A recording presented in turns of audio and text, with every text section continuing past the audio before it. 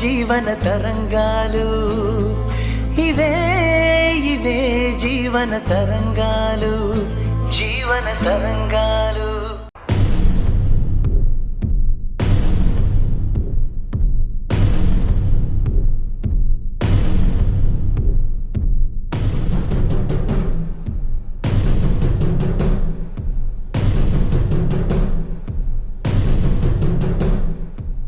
రండి రండి రండి రండి. ఇదంతా మీ సొంత ఇల్లే అనుకోండి. ఇక నుంచి మీరిద్దరూ ఇక్కడే ఉంటారు. మనమంతా ఒకటే.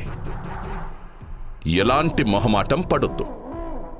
మీ జీవితాలు నిన్నటి వరకు ఒక లెక్క, ఈ రోజు నుంచి ఇంకొక లెక్క. పాపం ఎప్పుడు తిన్నారో ఏంటో, మీకిష్టమైన నాన్ వెజ్ వంటకాలన్నీ చేయించాను. తృప్తిగా భోంచేయండి. రండి కూర్చోండి కూర్చోండి, తృప్తిగా భోంచేయండి. రామ్మా కూర్చో. బాబు ఇది వడ్డించుకో.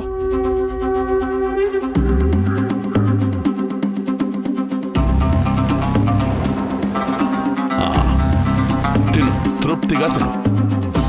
చాలా తల్లి.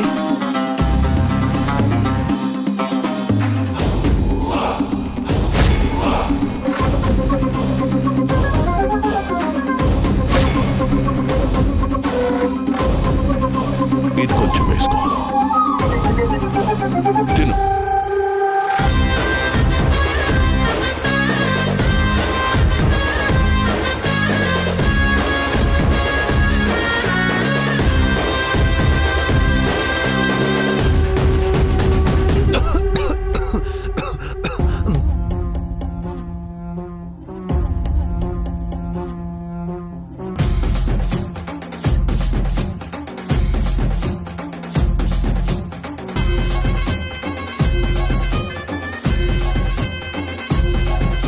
మెతుకు కూడా వదిలేలా లేరు.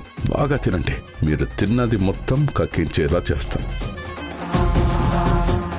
కన్నవాళ్లకి కన్నీళ్లు మిగిల్చి ఇక్కడ శత్రు పంచన చేరి విందు భోజనం చేస్తున్నారా? కొంచెం కూడా ఆత్మాభిమానం లేని మనుషులు మీరు.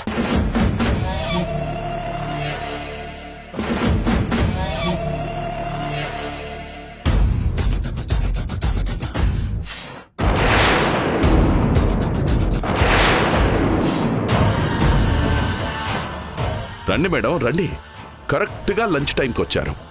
మీరు కూడా కూర్చోండి, నేను వడ్డిస్తాను. కూర్చోండి. హలో దేవిక గారు, ఇప్పుడే ఐటమ్స్ అన్నీ అయిపోగొట్టేశాను.